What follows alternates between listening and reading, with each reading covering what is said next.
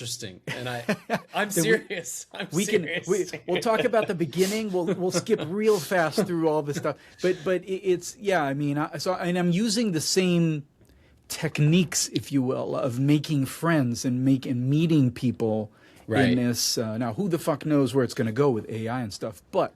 With that said, now you have that information. You have where we're going to talk about where I was. We're going to talk about the music stuff. We're going to talk about maybe moving past it. But yeah, take it from here. I'm with you. So that is amazing, actually, and I love that. But actually, getting yourself probably to making this decision is music kind of led you there. It's been a huge part of your life, obviously, playing in bands and depending on whatever happened in music. I mean, I talk about this all the time, how, you know, you and I both, we've kind of seen behind the curtain in the music industry, and some of it good, some of it bad. And it kind of informs like, okay, what am I doing now? What am I going to do in 10 years, 5 years? Where is this going, basically, right? Like, is it going to get better? Is it going to get worse?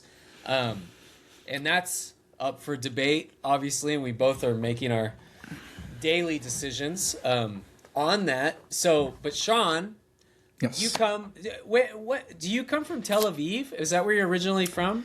No. So I wonder if Enrique, since we both worked with Enrique, I know there's going to be a lot. Tel Aviv. Listener, just so you know, I've got a few cast members from the Enrique camp because I know them all. So a couple of you guys have been on here. Our good buddy Alex Fetter was. Yeah. I had a nice chat with him, amongst other players. But there's going to be some recurring Enrique family that keeps coming through. So. And it is the Enrique family. So my question is, to answer your question, did you and I play together in Israel?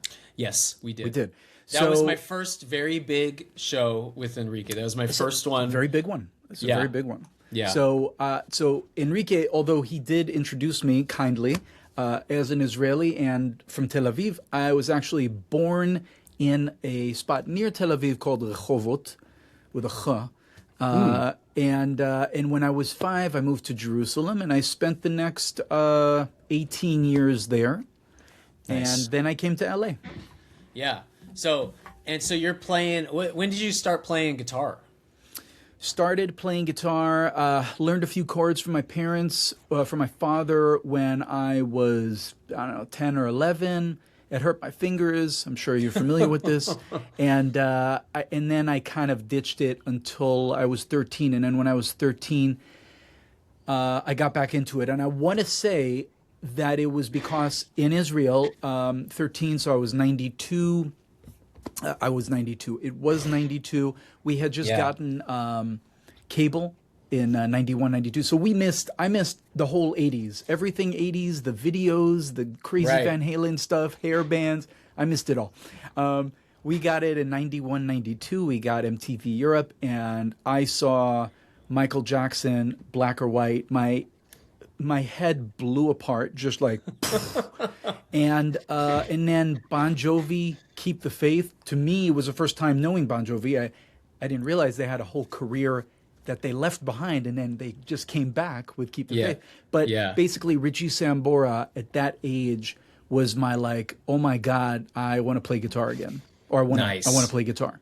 Yeah, and so were your ambitions? I'm sure as a young kid, it's usually just like, I want to be in a band and I want to write songs, or was it just kind of like, I don't care what I have to do, I just want to play guitar, that's all I want to do, whatever that means? Or were you even thinking that far ahead, That's a great question, because it's yes to both, just in different timelines, right? At the beginning, obviously, I'm not a singer like you. You're an actual artist. I don't consider myself an artist. This is interesting, because I remember you asked me that question when I first met you, the first day I met you, not to cut you off, but I remember you said, and actually Alex Fetter was kind of popping in and out. We were at your house, and I'm like, my infamous first audition with Enrique. So I remember you asked me, you said, are you an artist? Or I can't remember what the other option was. A hired gun. I mean, it was probably a hired gun. You said, are you a hired gun or an artist? And I was kind of confused. I was like, well, I don't know. I was like, you're like, well, do you write music? And I was like, I do. And you're like, yeah, so you're like kind of an artist. And I was like, I guess Yeah, I am. I guess I am an yeah, artist. you are Because an artist. it is a different way of thinking. Um, Absolutely. And yeah, by the way, speaking a bit about Alex Feder, he is through and through. He is an artist. absolutely. And I would always come to him. I don't want to go. I don't want to steer off. I want to answer your question, but I would Yeah. always ask him because he would be spending a good amount of money into making his project. You know, I mean, he flew to England, worked with a producer there, and I was like, "That's cool. How are you getting this money back?" Like, I'm looking at it as a business, and he's like, "I don't care if I get the money back. Exactly. I'm just making music." And I was like, "Okay, Right. I understand that. It's Right. it's a different thing." So to answer your question, at that age, around 13, I, like I said, not an artist, but I wanted to be the Richie Sambora to the John Bon Jovi. Sure. I saw myself working as a team with other people. I never saw Sean Hurwitz, or my real name, Shachar Hurwitz, in neon lights in Vegas. Like, I could not care less about that. But I Right. did want to be the Richie Sambora to a John Bon Jovi.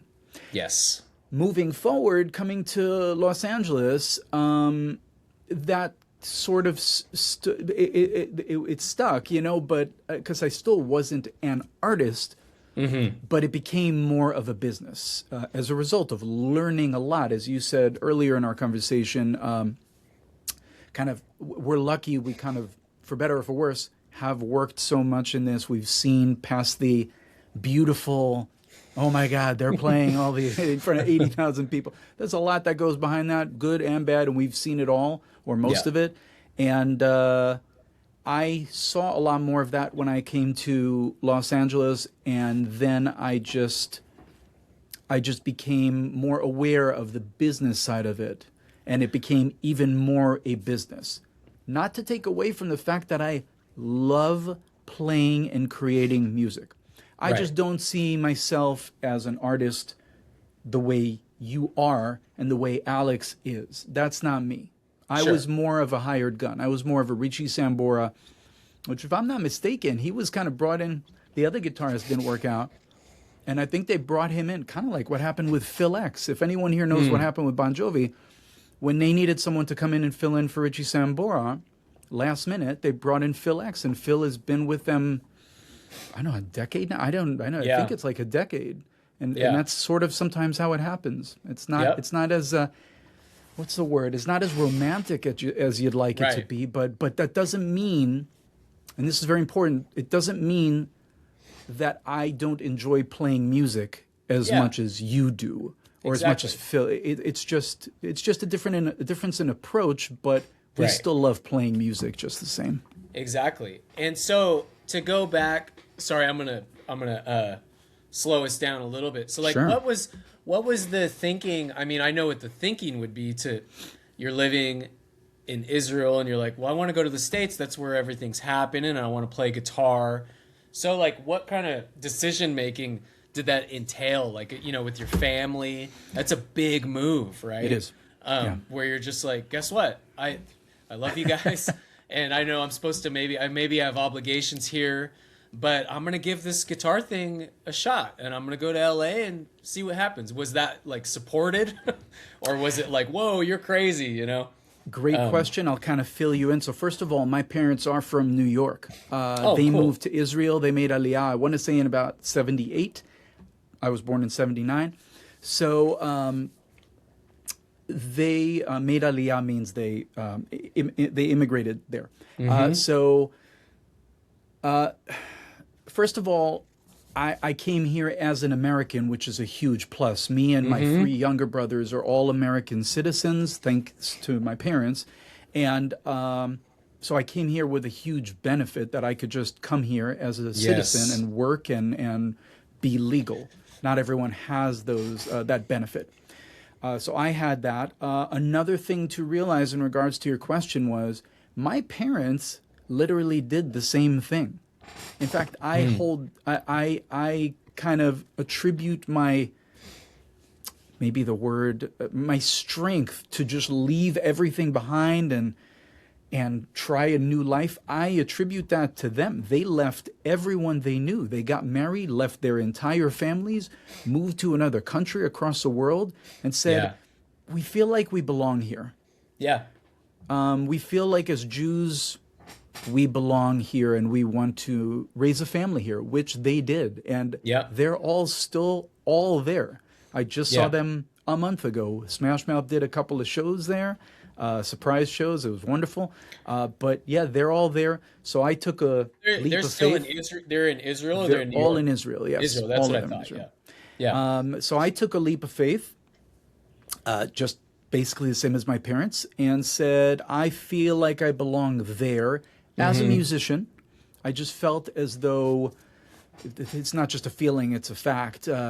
Israel is a very small country, and the glass ceiling is like right here. Like, Sure. I used to, we can get into it a bit as my engineering background, but as an engineer, as many things, I used to work with, not as a guitarist though, I used to work with a lot of very, very big bands there. The local Linkin Park, the local Aerosmith, the local Enrique Iglesias, they were huge. Everyone knew who these people were. And I was working with them day in, day out. I was on their teams. And I would go to this, let's just say Enrique Iglesias, because we've got it. I would go to the local Enrique Iglesias. He's got a show tonight at some place in Israel. I'm the backliner. I have to go. I'm going to go up to his apartment because the chances of them having a house is very slim. It's a very small place. Buying a house, there's not enough real estate, so everything goes up. The most you're going to own normally is an apartment. It might be a beautiful apartment, but that means that I'm going up to your place and I'm grabbing the twin reverb amp. I'm grabbing all your guitars. I'm grabbing all the stuff. And I'm going down the stairs or down the elevator, maybe down the stairs if the elevator is working, and we're going to go do a show, and then I'm going to schlep it all back when we're done. And that was it, man. That's what I had to look forward to if I was a successful musician in Israel. Right. That was it. And there was a certain something that we can get into that clicked me to making the move, but yes, that's the reason why I left. I just felt like I got to you nailed it. I was like, I got to give this a shot. If it doesn't work, it doesn't work. Yeah. But I got to give it a shot. Yep. Yeah. Absolutely. So you said there was something that was the click? What was the click? So in since we're here. In 2003, I want to say it was in April. I don't remember the exact date. We could look it up, but it was during the second Intifada. You may know that word because I don't think we're going to get too political here, but it's one of those words that people throw around very, very easily around the world. Globalize the Intifada. They have no clue what they're talking about. Intifada is buses blowing up left and right. What just happened a few days ago, people ramming into a doesn't have to be a synagogue. It could also be a church, ramming into a church and start shooting people. You don't want Intifada. Trust me, I've lived through two. Right. So this was the time of the second Intifada. And there was a moment, I was driving down in Jerusalem to meet up with some friends, and a suicide bomber suicide person, whatever, suicide terrorist had just exploded outside of a place in Tel Aviv called Mike's Place. And that, for many reasons, really hit home for me. And I'm just driving down, listening to the news as it's happening. The guy tried to get in and blow up inside. The guard stopped him and paid for it with his life. Some other people died. Many people got injured. Thankfully, not as many as if he had been inside, because then the shock wave just stays contained, and it's very, very, So wow. So this guy, this guard saved many, many people, and I was hearing this go on live on the radio in the news as I'm driving down to meet my friends in Jerusalem, just thinking, dude, I need to go. This is no longer, because I always wanted to go, but I felt, well, I'm not fast enough yet. I don't know enough theory yet. I don't. I don't have enough money to go yet. I had all these. I'm not Right. ready. I'm not ready just yet. Yeah. And I'm doing good here, so why would I go? I'm not there just yet. But that moment, driving downtown in Jerusalem to meet my friends, hearing this happen, was like light bulb. Was like, wow, dude. Yeah. Like next week, you could be in a situation like that, and a guy blows your arm off, and Exactly. you'll never know. You'll just Yeah. never. I mean, if you die, you die. But what if you stay alive and you're like, maybe I could have been a guitarist in America. You'll never know. Yeah. So it was literally, I made the decision right then and there. Spent May doing Yeme Studentim. It's like it's a time where there's a lot of like every university, and they do a lot of shows for the students. I was I was working my ass off. Any gig that I could, I got about $10,000 in the bank. Nice. And that's it.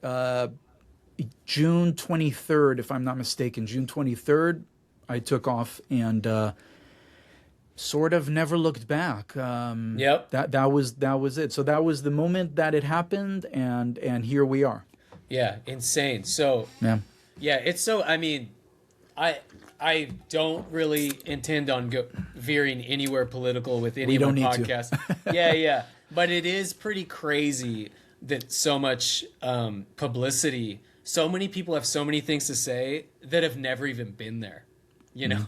And for someone like you you live there, you know, it's like you saw firsthand things that are actually happening. It's wild, the perception that's out there on things. And I honestly appreciate everything that you post, because I'm like, this is someone that actually knows. He has something to say about it, you know? That's all I'm By the say. way, on that note, I love talking to people about everything, whether they agree with me or not. In fact, if they don't agree with me, but they're open to the conversation, I love it. I'm all about it. And I absolutely take advantage of when I find people that actually are Palestinian or, Right. excuse me, or they've lived there, they're Arabs, they've lived there, they have had a different experience than me. I'm all about it. I want to hear about it. Yeah. But to your point, it is very hard to listen to people say Israelis are white colonizers because they have no idea what they're talking about. It's like, and I've heard so many influencers say, come to Israel. You will get off the plane and see every color of the rainbow, including the rainbow community, right? The LGBTQ and whatever else. You will see all these people living, enjoying life when they're not being attacked by the IRGC and whatnot, but for the most part, enjoying life, having the same struggles that Americans have. It's not a perfect life. They have demonstrations about leaders and about politics and about how expensive it is to live. They have the same problems we have here in America, and then add some. So it's not a perfect scenario, but white colonize, go, I dare you, go. See how many people of all shades are living there. And not just Jews of all shades, Arabs of all shades, Christians of all shades, Hindus of all, like, it's such a unique place that takes in anyone and everyone.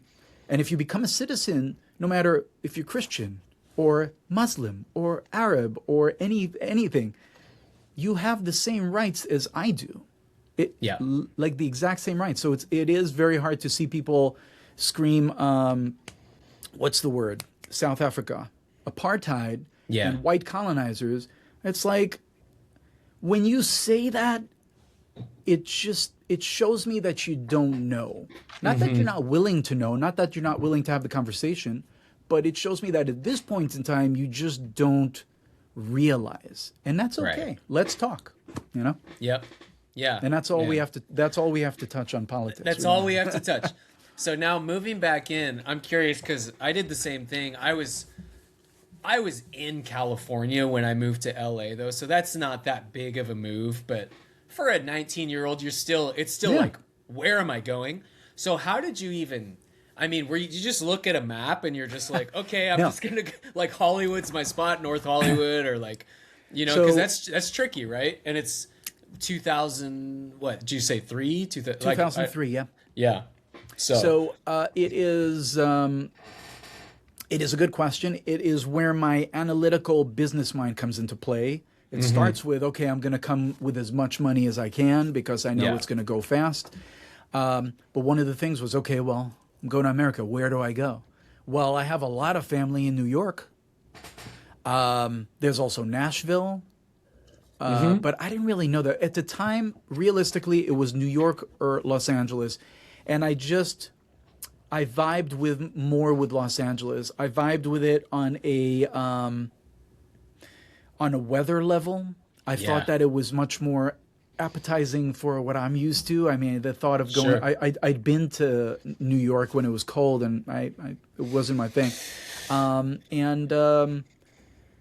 And also, even though I didn't know anyone, but I can tell you when I landed who I did know, to me, New York was always, and still always is, jazz and incredible musicians. Yeah. And it's intimidating.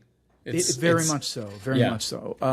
And I just had a feeling, had a gut feeling, if you will, that Los Angeles was more rock and roll and more up my alley, which I'm a rock guy. So, yeah. Makes sense. So, how old are you roughly, or not roughly? How old are you? 23 when I came. Now I'm 46. So I've literally spent exactly half my life there and half my life here. Amazing. So you get to LA, and I'm sure. I'm sure you know maybe a few people. You said you know a couple guys. I had met a wonderful family, and they were Israeli parents that had moved to LA, basically same as my parents, just the other way around. They moved to LA a long, long time ago, had a daughter. Daughter is completely American. But every year in the summer, they come to visit all their relatives. So when I used to be in Ben Yehuda Street, on the Midrachov in Jerusalem, downtown, busking, just playing on the street, when I was like 16, I met their daughter, Donna. And I met them, Leah and Ezra, and we just became, they told me, if you ever come to LA, just hit us up. And I was like, hey, you're never going to believe this, but I actually am coming to LA. Is there any way I could hang with you for a bit, spend a few nights at your place? And they're like, absolutely. Even though Ezra just found out that he had stage 4 cancer. Oh, man. And he actually did not last, I believe he didn't even last a year from when I landed. But regardless, they invited me in, and Donna took me around. Ezra wasn't working, so he took me around, helped me get basically I didn't have any credit. I didn't even understand credit, so helped me understand that and get it going. Helped me with a bunch of stuff. Get a phone. I couldn't get a phone because it's a catch-22. You need credit to get your phone. How do you get your phone? Well, you need. Right. How do you get credit? Well, you have to spend money. It's a catch-22. So he helped me with all of that. Donna took me around, and that's it. I knew those 3 people in Los Angeles. Long story short, years later, I found out I actually do have distant relatives here, and now I do have a lot of very distant but beautiful family here. But I didn't know about them at the time. Interesting. So, as far as working in music, because I know you got into Smashmouth eventually, and then onward to Enrique, but you had some other pop stuff, right? Didn't you get in? You were in working with a different kind of a pop band. I mean, over the years, I've done a lot of different things. The big ones that I can think of are, what was your first? What was the first thing where you're like, oh, this is cool. This is the first thing that I thought was cool was Anna Nalick. Do you remember Anna Nalick? She did that song 2 a.m. and she calls me 'cause I'm still away. And breathe, just breathe. Oh yeah, of course. Breathe. Sure. Yep. A long time ago. So 2000, I want to say 2007 and 2008, I got to work with her. I auditioned, and it was just me and her MD, and He was playing bass, and we just went and did a radio promo tour for her upcoming album, which I don't think ever came out. There was something with the record label, but there was a promo radio tour, and I was on it, and it was an honor and a privilege. It was an experience. That's the first one that I remember, like, oh, wow, this is... I'll tell you why, too, because I had been playing that cover a few years ago. I'd been playing that cover, and I was like, oh, shit. I'm actually playing with the artist now, so it was really cool. That's amazing. Yeah, it's crazy how, when you set out to, you go to LA, I'm going to work, I'm going to do this thing, how long things actually take to develop, because that was my story too. It took forever to finally find work, and you're just grinding out, just taking anything you can for years, years and years, right? So it's like when you get a gig that someone knows about, it's like, wow, you're so lucky. It's like, am I lucky? It's like that is a good question. Yeah. It's like I've been doing this for so long. It takes time. It takes so much time. I'll say a quick note on that. I'm trying to remember the kid's name. About 10 years ago, I think maybe 8 years ago. This is unfortunately another person who has passed. He just passed last year. Very unfortunate. He's very young. But he was his name was Asher Fedi, and he was the drummer in Israel forever. Dude has done, I think at this point, because he still kept working with Israeli artists while he was here. He moved here with his family, I want to say about 8 years ago. He has probably about 2,000 records under his belt in Israel, which again is about this small. He was the dude, insane drummer, who I had the privilege of getting to know once he moved here. And I remember we had a very similar conversation. By the way, his kid, which I'm blanking on his name, but has #1 hits in America. Like he blew the fuck up. Amazing. Incredible stuff. But Asher, I remember talking to him, and we were just talking, shooting the shit, and he's like, okay, dude, how do I get, because I came here, he tells me, I came here to step it up, basically what you did. I want to play with the top of the top. I've already done it forever in Israel. I want to play with the top guys here. And I said, yeah, it's going to take some time. And that's not something people want to hear, especially someone like that who is a badass. Yeah. But it does take time, because you need to, and I explained to him, this is something that didn't really click for him, because in Israel it's a different mentality. In Israel it's like, let's skip it. Let me do this. Let's do this. What are you waiting for? Come on, let's go. In fact, if you'd ever seen Don't Mess with the Zohan, it's his whole line is let's go. Like let's just get to it. But here it's different. You actually have to make connections. You have to make friends. You have to bring something to the table more than just your talent.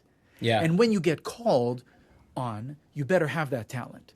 You better be able to deliver, which he no doubt had.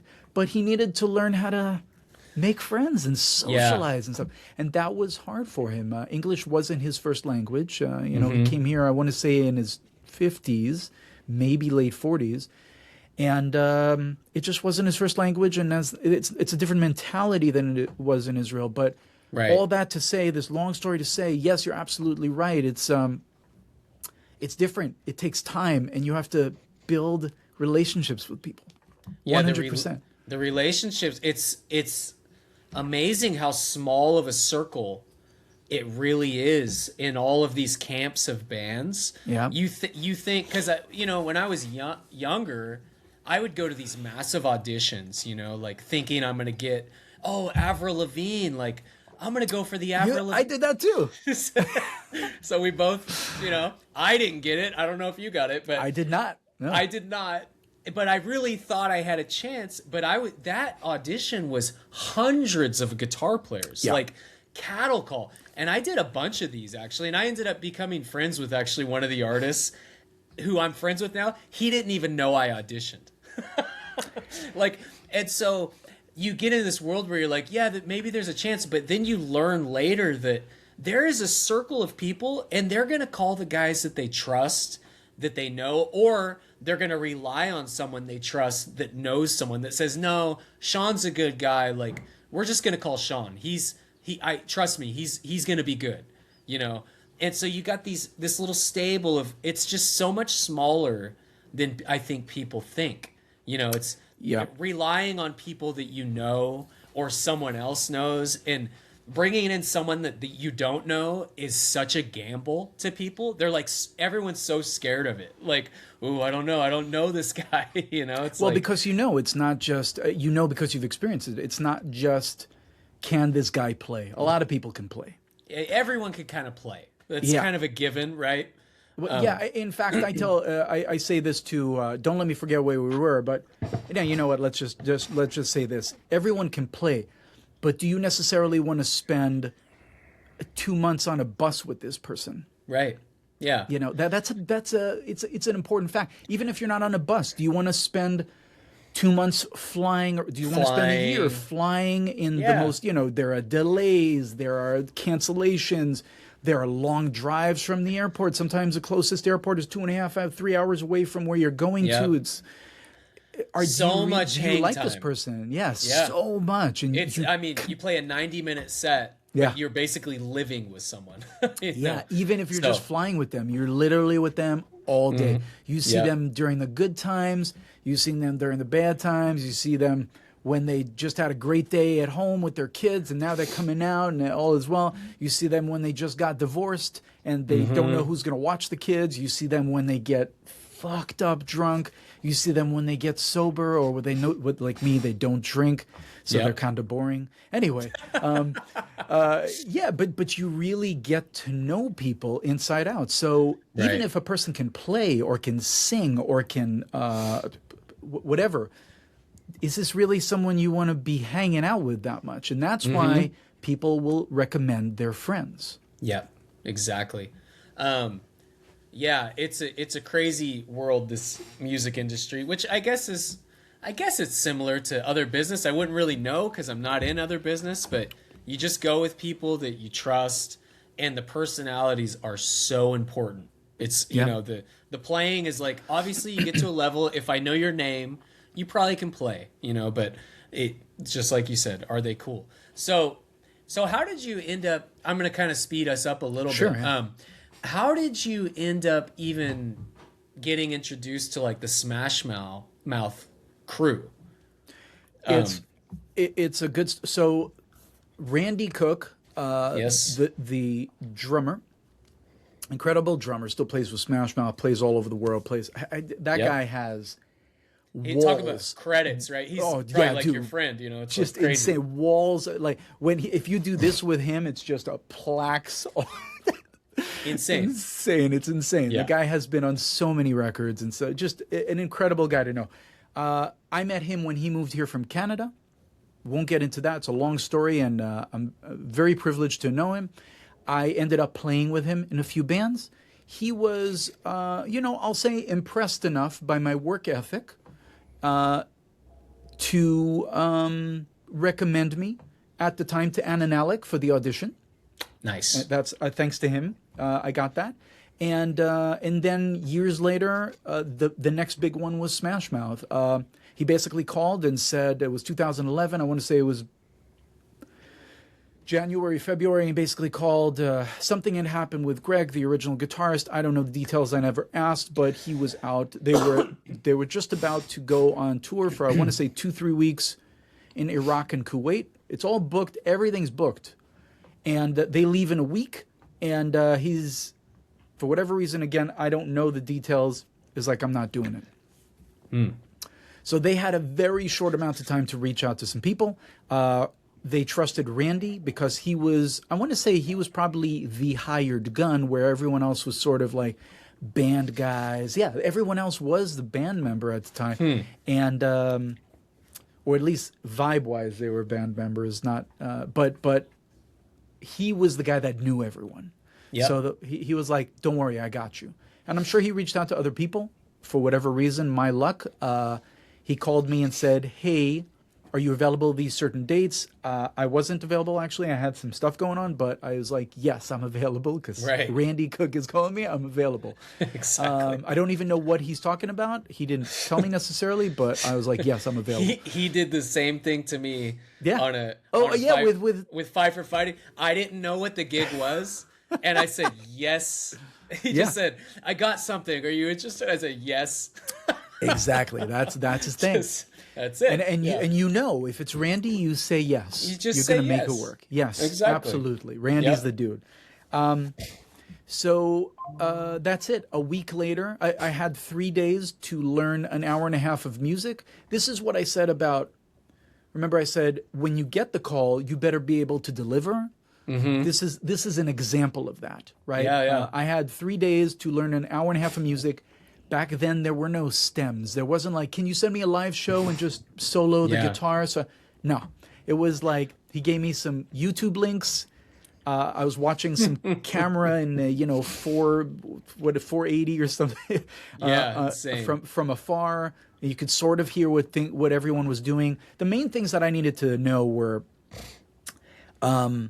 what key, because as we know, something can be played in a certain key on the album. That doesn't mean that's the way they're playing it live. So I needed to know what key things were in. And as a fellow guitarist, you know, there's only 12 parts of guitar on every song or more. Which ones do I have to focus on? Which ones are the ones that I need to play during the song? So I went one by one by one by one. I basically worked 23 hours and slept 1 hour a day. And then the fourth day, I spent a few hours with Randy in his rehearsal spot, just going over everything that I wouldn't see in the footage or that I didn't know, which would be ins and outs, intros and outros of songs. Yeah. And that's it. Yeah. So, and then the next day we took off, did one rehearsal with Smashmouth in their studio. In fact, we didn't even do the whole thing. We just ran, I want to say we ran like 8 songs, and that was it. They were just like, great, sound great, let's go eat. Amazing. I was like, are you sure? Yeah. I mean, okay. So, Yeah. and that was it, man. So Randy put me up. As with anyone, but especially with Randy, if he's recommending me for something, I am going to bring my triple A game, man. Yeah. I will, because not only do I want to show up and make myself look good, but I want to make him look like a fucking rock star. And Absolutely. that's true. If anyone here is listening, that's true anytime. If someone puts their name on the line for you, you better bring it. If you're not going to, don't even bother. Yeah. Yeah. Like, don't even bother doing it. Not don't even bother. Just don't even bother doing it unless you're planning on bringing your A game. Absolutely. I actually have a friend that's a really great bass player. His name's Jason Muscat. I play with him all the time. And he's actually told me, he said there's been times where he got recommended to a gig and he knew he didn't have the time to bring that A game. And he just said, I'm not going to do it. Yeah. You know, and that's a hard thing to do, you know, like, because you want to take all the gigs. It's the professional thing to do. But it's the professional thing because you're not. Absolutely. There's multiple reputations involved, right? Yeah. So there's you, there's Randy. Then you're just, if it's not right, then you're letting the band down. So it's a lot. But it's a lot. I also want you to know something. The person listening to this, it's not just my rep and it's not Randy. It's what is it called? The trickle effect of this, or whatever the word I'm looking for. That day I got to impress when I came to play with them. I got an impression made on a gentleman that we know, Eddie Kaipo. Yes.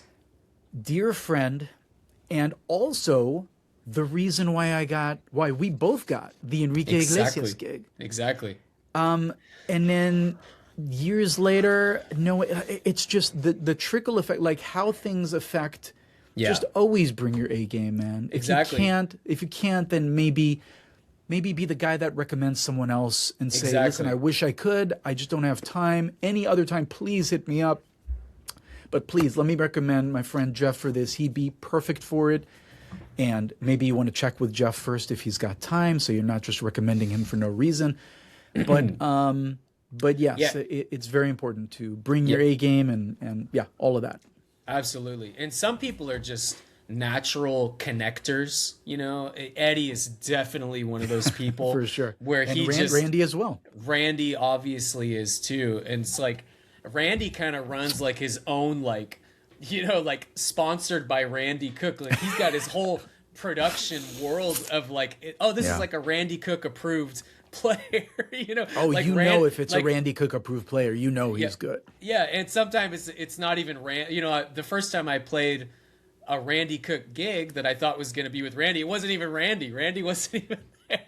What was it? And so, no, it was Fight for Fighting. Oh, but yeah. Randy's But he like, wasn't "Dude, there? Yeah, he's like, you want to play this gig, man? And then I found out later, I'm like, oh, you're not even on the gig.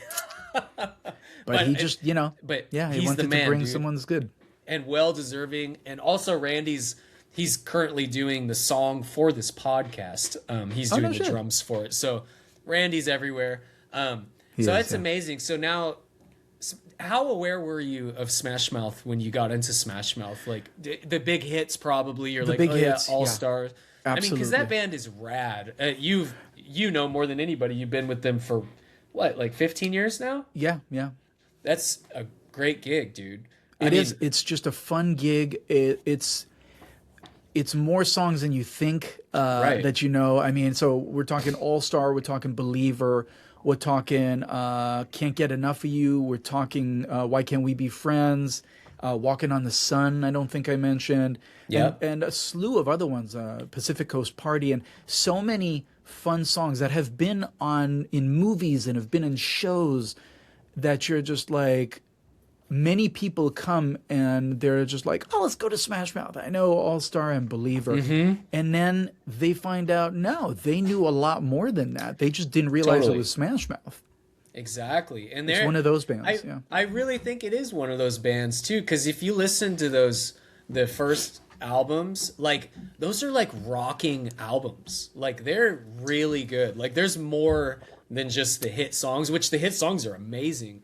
I've talked about Smash Mouth a bunch actually on my other podcast, like All Star. I remember the first time I heard All Star and I was like, that is a huge song. Like that is just a hit song. Like, and that doesn't happen that often where you just hear a song one time and you're like, that's a hit song, man. Like 100%. But besides the hits, like just great songs, you know, good rock music, you know. And live, it really is such a fun band, man. I tell people, I mean, I remember I was asking the promoter for Israel, I was like, hey man, I have nieces and nephews that want to come. They're kind of young. Will they be able to come into this club? And he's like, dude, I'm promoting this. It was a total surprise. No one could know who is actually performing, but he said, this is a family event. This is a family band. Bring your kids, bring everyone. And it's a huge part of it is due to Shrek. I mean, man, I see kids that are 4 up to people that are in their 70s just having a blast because they just know Shrek. And it's a crazy blessing in disguise, you know, that even happened. It's wild. Yeah. And the longevity that the band has been able to have, I mean, through the passing of Steve, right? And then to continue on, you know, it just shows the strength of the songs, and it's awesome that you guys just get to keep going for sure. Yeah, tell me about it, man. I'm very, very thankful for it. Yeah. It seems like you're pretty busy right now, right? Yeah, I can't even promote everything, but we're busy. I mean, I can say we have a Brazil tour coming up. I mean, I'm gone for April, and that's, as you know, in music, in live music, that's just the beginning of that's the spring. So it's a very busy year. It's a very busy year. Yeah. Amazing. And so we can't gloss over a big part of this, which is Mr. Enrique Iglesias. Iglesias, yes. What do you want to know? Well, I mean, because you were with him in such a busy time, and you were like really in it. You get introduced to Eddie doing the Smashmouth gig. Eddie was, I guess, already on Enrique's gig at that time, or had he? I don't. 2011. I don't think he was there yet, but I could be wrong. I could be wrong about that. It was close. But anyways, Eddie, our good buddy, he does monitors and front of house for artists. He does monitors for Enrique, at least at the time. And so he gets the gig with Enrique. I'm sure saw you, was super impressed. You had like 3 days to learn a whole catalog of music, and recommended you to the gig. Yeah. When I don't there's know a little left. more maybe, to it. Maybe Emmett left. I don't know who left at that point. So I'm saying I'm repeating this because this is what Eddie told me, right? In his own words. This is not verbatim, but it was less the playing. Remember, we said a lot of people can play. Yeah. It was my attitude about the details that Eddie loved. You and I know Eddie is a big fan of details. Yep. He is always trying to improve every tiny little thing, and I'm a big fan of him being that way too. We're very like-minded that way. So one of the things that he liked about me, he told me, was when I came in and had to learn all this stuff, and I had told him at a certain point, I said, listen, you know this gig way better than me. You've been on this. You know how they're supposed to sound. If there is anything that needs to change, I'm talking the feedback should be a little longer on the delay. The drive should be maybe 5% less and give it a bit more tone.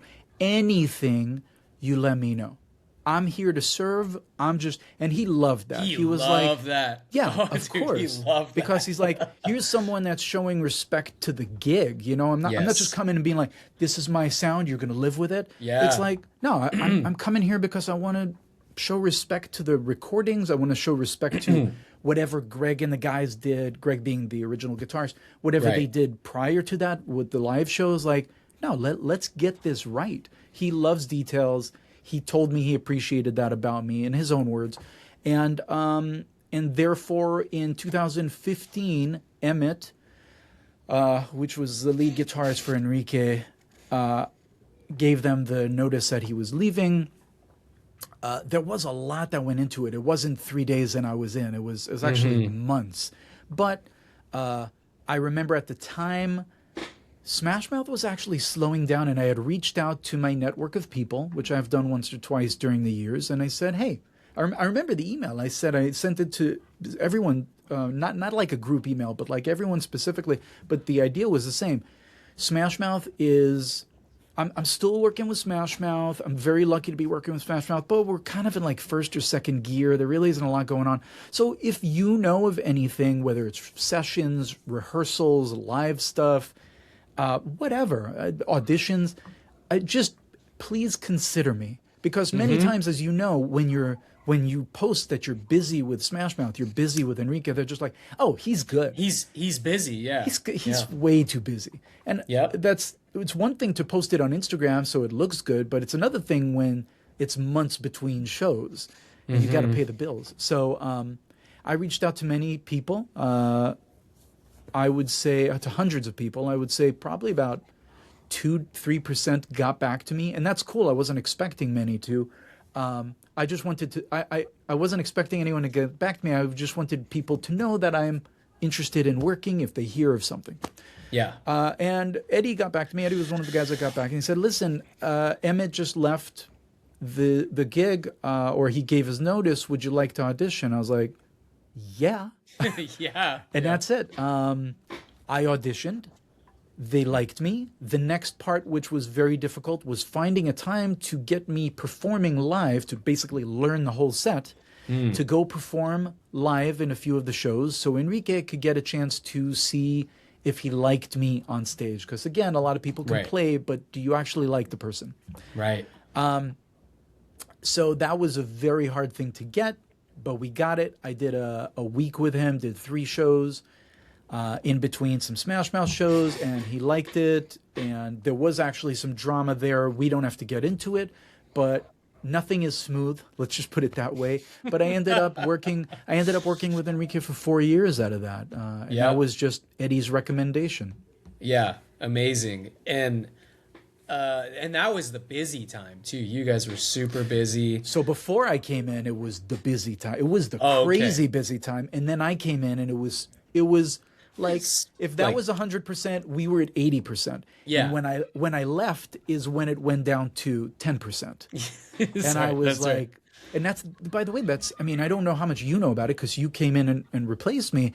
I I was like, look, guys, I'd love to keep doing this, but I've got this band that like I subbed for a few Smashmouth gigs, and they were like, would you consider coming back? And I was like, let me think about it.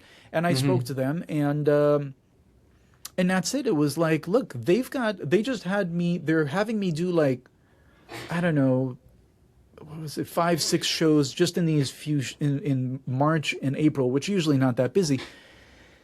And Enrique had like 5 gigs for the year booked, and I was so I was like, dude, I want to do this. Don't get me wrong, I love performing in arenas and stadiums all over the world, but I need to pay the bills, man. Yeah. And these guys have another 40 or 50 shows for the rest of the year. I'm like, anyway, so I'll stop there, but yeah. And that's, I mean, all of us as working musicians, we do run into this. You know, it's like you can't just be like, oh, well, I just want to play with this artist. You have to do what actually has the work. Yeah. And then you got to make those tough decisions. You know, it's like, yeah, it's hard. And I do it to this day. For me, if anybody knows or doesn't know, I'm still playing with Enrique. His schedule kind of works for me because I'm busy outside of it, so it's been fine. And me coming in after you was not actually my intended result. You originally came in for Alex, right? Yeah. And so the other side of the stage, Alex Strutter was playing. And he was leaving. He was leaving, and like you said, nothing is smooth. And I'm probably going to touch on this many times. I basically came in. I thought the audition went pretty good. I ended up not getting it. And you saying how long things take, it took me about 1.5 years to actually come back. And that was when you were parting ways. And I have to say, to this day, players that come in that aren't too familiar with the band, and if they're new and they hear the recordings, we still have a lot of your recordings as like reference. Dude, your recordings are the cleanest. Thank you. I'm serious, and because people will compliment me and they'll go, "Man, you're killing." I'm like, "Dude, that's not me, man. That's Sean." Thank you, man. Yeah, I appreciate it. So clean, so dialed. Your tones were so good. So yeah, you deserve credit for that. Sounds great. Appreciate it. So now we're past the Enrique era, which is amazing. Right. So 2019 was that whole thing happened.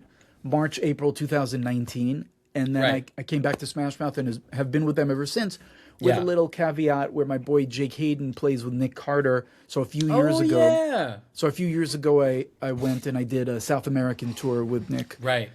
And I was going to do more stuff with him, but they decided they are going to can at the time, it was the guitar and bass.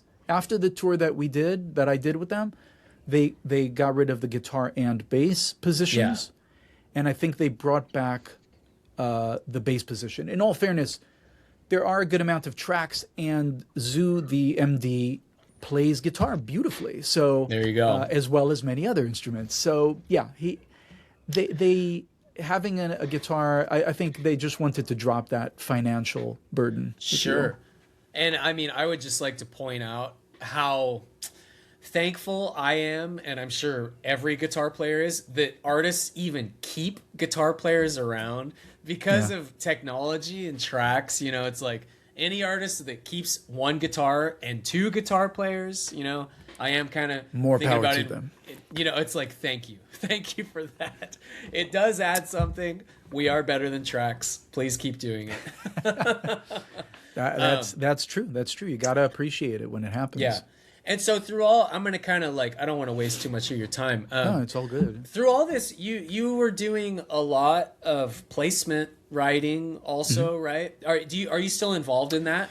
I'm not. Because I know you had a pretty massive catalog, right? So the short story about that is I started writing, and I'll kind of go back real quick, but it is a short story. I started, my first job here, within a month, I was working at Guitar Center. I worked there for 3.5 years and got out 2007 January, like that was I told them in December, I gave them of 2006, I gave them my 2 weeks 2007 was my new life as a full-time musician. And why did I bring that up? We were talking about We were talking licensing. So one of the things, remember, I even lost it too. remember that I had mentioned that I learned more about the business. Right. When I came here, one of the things that I learned, this is, I learned I was like a manager at a certain point. I was in a management level within the store. I was working at Sherman Oaks Guitar Center 116 for those of you who know. Yep. And I was working with people, with all due respect to myself, I was 23, 24, 25, whatever, and I was working with people my age now, that are in their 40s. So some of them were in their 50s, some of them were in their 60s, and they're working underneath me, right? Like I'm telling them, hey, can you go restock strings? We need more Diodario 9s. And I was like, something is wrong with this picture, because this dude has toured. I've heard him play. Holy shit. And he's toured with so many musicians. Why the fuck is he at Guitar Center at his age working Right. under me? Like, this doesn't make sense. I need details. I need to find out what went wrong here, because that guy is a beast. Right. And I found out about the music business, simply put, and then I started writing. So I wrote a catalog between 2006 to 2014. I stopped at 2013. Had a few thousand songs out there, making money. Sold all, and then I stopped and got into music, into real estate investing. Yeah. In 2000, I want to say 2014. I just needed a break. I'm sure sometimes you just need to get away from the studio for a second and breathe a little. Yeah. So I stopped for a few years, sold my catalog, took the money, invested in a few properties, and then came back, decided, you know what, I'm ready to make some more music. And I did. I made close to 1,000 songs, works, as BMI would call them. Sure. Works. And then I stopped a few years ago. Unfortunately, I don't want to bum anyone out, but I saw I saw it years ago, but I saw like the major decline of that business, which sucks, man, because I forever saw myself as, I'm going to tour with Smashmouth or Enrique or Nick Carter or someone else. And then when I'm home, I'm going to be here in the studio, checking out my 3 screens and busting out songs, with artists, by myself, doesn't matter. Let's get this going. Yeah. I had everything going, but unfortunately that industry, in my opinion, has taken quite the nosedive. And I can get into that if you want, but I would imagine so I stopped. that AI is part of that, right? Suno? Even before that, again, we can get into it as much as you want, but the supply and demand chain was completely out of whack. When it had become so easy to make, there were 2 things that happened. Simply put, the level of what the studios wanted in order, like, okay, you have to be at this level to get stuff into our show. Well, they didn't care anymore. It could be at this level. It's whatever. We don't care. We're not paying for it. So whatever. Right. When I say they're not paying for it, they were just getting things for free on the front end. They don't have to pay $100, $500, $5,000. Most shows would not pay you up front. So they're like, yeah, we don't care. The level can be here. What is this guy he doesn't want any money? Yeah, just take it. I'm simplifying, but that's where we were. Simultaneously, the ease of making music at this level, it just became very easy with Splice, with all kinds of sample libraries. Suddenly, you can put a kick and snare and some loop of a hat, and it's like, oh shit, that sounds really good. How'd you do that? Well, I spent 2 minutes on Splice, which I still use to this day. But when a 13-year-old can make the same level of music that you can make, and at the same time they don't even care if it's like they'll take stuff that's much less than that. You get inundated with so much music. There is so much supply, not enough demand. And what happens when your supply is too much and there's not enough demand? The money comes down. So now they're not paying anything up front. The back end of it, BMI, ASCAP, CSAC, all the different back end royalties around the world aren't paying as much. Suddenly, by the way, streaming. So this is before AI. Even streaming. I would see on my BMI statement, I would see, okay, so it played on this. I had a song that played for 32 seconds on this track. It aired on NBC 4 times. $532. Same exact episode, same exact thing aired on Netflix. I'm just making this up. Maybe Amazon, whatever. It aired on a streaming platform and has made me a whopping 42 cents.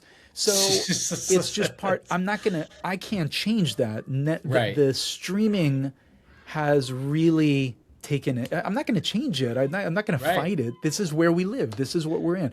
Yeah. And then now add AI to it. I'm done. Yeah. I hear you, man. But we adapt, and we make our choices. To adapt, yeah. So just the way it is. And by the way, but I will say also something that you and I have spoken about, and very important for musicians that are listening to, diversifying is even before we adapt. You have to diversify.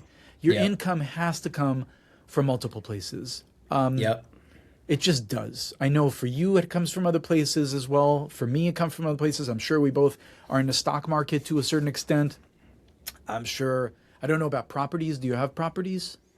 Well, I live in this one. You live in this and you own it? Yeah. Okay. I mean, that is, you and I know, and I'm sure many other musicians, that's a hard thing to accomplish as a musician. It is. Any musician that can go and buy a house in an area like LA or up north where you are, that's a lot. Because in order to get them, you have to put a lot of money down. You have to learn how to save money. You have to be able to qualify for a mortgage. So diversifying is very important. For sure. So tell me about this next venture that you're working on. It's sort of still in an interesting process, but the next venture we spoke about is cybersecurity. A few years ago, when I stopped making music for libraries, I still make music, but not for libraries. I was like, "What's next, man?" And I spoke to a lot of people. One of them, Fractal. Is Fractal still working? Yeah. He is. So for those of you who don't know, Fractal is DJ Fractal. Works with Enrique Iglesias as well as many other things. At a certain point, he got into programming and has made like a second career from it. So I talked to him. I talked to a lot of other people that kind of changed directions. And I was like, what do I do? Everyone said the same thing. They said, you got to find something you really like. So I went to my wife and I was like, what the hell do I like? I don't know. Sincerely, I don't know. Yeah. I'm such a goal-minded person. I'm such a okay, there's the goal. I have to go for it. Here's a plus, the pros, the cons. Here's what I'm looking to, my return on investment from the time that I'm going to put it. I look at it as a business. I don't know what I like. So it took me about a year and a half of just talking to everyone and anyone that would talk to me about it. I would say, dude, you know me. What do you think I should do? What do I like? Yes, what do I like? Many people said and still say, dude, stay in music. And that's a really hard one for me because they're like reinvent yourself in music, which may end up being the case. I also may end up working for the next 30 years with Smashmouth. I don't know. But it could also end tomorrow. Yep. So not because they could fire me, they could stop working. Anything can happen. Diversify. The nature of the business. You have to have different things happening. So I was just, I don't remember exactly where I was, but I was just searching for something. I'm like, what do I like? What could it be? Anyway, I ended up reading a book. I ended up I met someone, again, this is about meeting people. I met someone. I asked him what he did. I asked him what his wife did. He said his wife she's actually getting into cybersecurity right now. And I was like, well, that's interesting. Tell me more about it. Anyway, he told me a little about it. And then I spoke to her the next day. I'm like, okay, can I talk to your wife? That's how I got into real estate investing. Same thing. Right. And then the next day I spoke to her and I was like, she told me about some Google cybersecurity certificate. And I was like, okay, back of my mind, I'm like, that sounds really interesting. Thank you. And then I still didn't know what I wanted to do. I read a book, kind of takes your personality, breaks it down, and then eventually gives you like, here are different things that people with your personality type do and do well. And one of those things that struck me was cybersecurity. And I was like, man, you know what? Let me do this Google cybersecurity. There's $50 a month. You study at your own pace. Let me do it. See if I like. And I liked it a lot. So since then, that was last April that I started it. I finished it in July. Learned a lot. There is so much more to learn. I'm working on the Network Plus certificate now, which you don't necessarily need, but I want to understand the basics of it, which may be a complete waste of time, by the way, because AI, right? Right. And I'll just say, I'll stop there with those details, but I'll just say I really love this. So I'm glad that I found something that I actually like studying. Yeah. And I like investing time in. But AI in general it's just, where are we going? Where is the trajectory? Yeah. Not just in programming is like, that's not happening. But right. My thought about it, cybersecurity is like programming with an attack or defense vector in mind, right? It's a different kind of world. My thought process is, and I say this as an Israeli, as long as there is someone, there will always be someone out there that wants you dead or wants to break into your shit and steal your money. Just we are terrible human beings. Right? I kind of agree. I agree with you. There's always going to be someone that wants to fuck shit up. So whether you're on the defense side of being in the military or being post-military and you have some kind of security business, or you're working for a security business, or you're working for a cybersecurity business, I just feel like there's always going to be someone attacking, so there's always going to be work there. But my question that I've come to recently is, will there always be work for beginners? Because that's what I am. I am a novice at this. Yeah. But that does take me back to creating relationships, which is something that I've been doing for the last year. I've basically told everyone that I know, if there's anyone you know in the cybersecurity, you included, if there's anyone you know in the cybersecurity world that might consider even talking to me, maybe they like music. I'm also happy to barter. Like I'll teach guitar lessons, like whatever.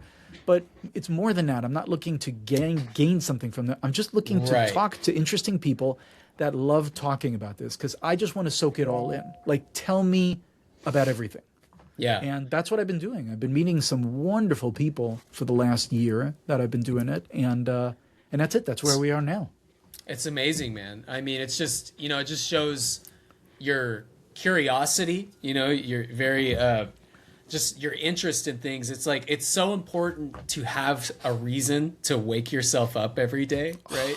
Whether, and once you kind of, we've been doing music for so long, and if you do anything long enough, you're just kind of like, what's the next thing, man? So I think it's cool that, you're just finding your new thing, It's awesome. By the way, it's awesome. That's exactly what happened to me in 2014. I'd been working since 2006. I was stepping into a studio every day to create music. And then at the end of 2013, I was just like, man, I just don't want to I'm not motivated to walk into my beautiful studio and use these instruments and these amazing tools that I have. I've lost the passion for it. I'll probably get it back, but I need a break, which is exactly what I did. Yeah. Yeah. I mean, I think it's important for people to, do what they want to do. You can't just make yourself miserable, even if your whole life tells you one thing. Like for me, like I've played music like for so long, but if there comes a point where I'm just like, this doesn't make me happy anymore, I have to exercise the idea of maybe I need to do something else. It's hard. It's very hard. Yeah. But, dude, super interesting. Sean, you're the man. Thank you for taking time My and pleasure. hanging with me. Yeah, dude, and great seeing you. These are fun because, man, I haven't talked to you since like Cheesecake Factory 2017. Damn. Well, If I no, met- but I saw you in 2019 when I 19. split from the Enrique camp, and I told them, I was like, yo, if there's any way I can help, please let me know. And I think Yeah. you had learned all my parts. You had known Right. all of Alex's parts, and now you had to learn all of the other guitarist parts. Yes. Which makes you very valuable to them because you know right, both of yeah. them. And then you did come to this studio I did. for Yeah. one day, and we ran through everything, and you nailed it. I really didn't have anything to show you. You already knew everything, and that was it. But that's the last time I think that's the last time I saw you. Yeah, man. Well, great to chat. And when I'm in LA, I'm going to hit you up. We got to go hang out, Please have do. some lunch. All Yeah. right, brother. Take care. Thanks, man. I All right, appreciate it. see ya. Yeah. Thank you, Sean. And thank you, everyone, for listening to my little podcast. You can find all the info at No Flakes Podcast on Instagram, YouTube. All of these are available on YouTube. And these are going to come out every Tuesday. Also, if you enjoy this, if you enjoy anything related to the music business, my other podcast, The Green Room, with Jeff Sabru and Bray Gurnari, is available. We have over 100 episodes. That one's a more fun comedy vibe, just talking about the day-to-day life as a musician. But really having fun with these. It's great to catch up with a lot of good friends that I haven't talked to in a long time. So thank you for letting me do this, and we'll talk soon.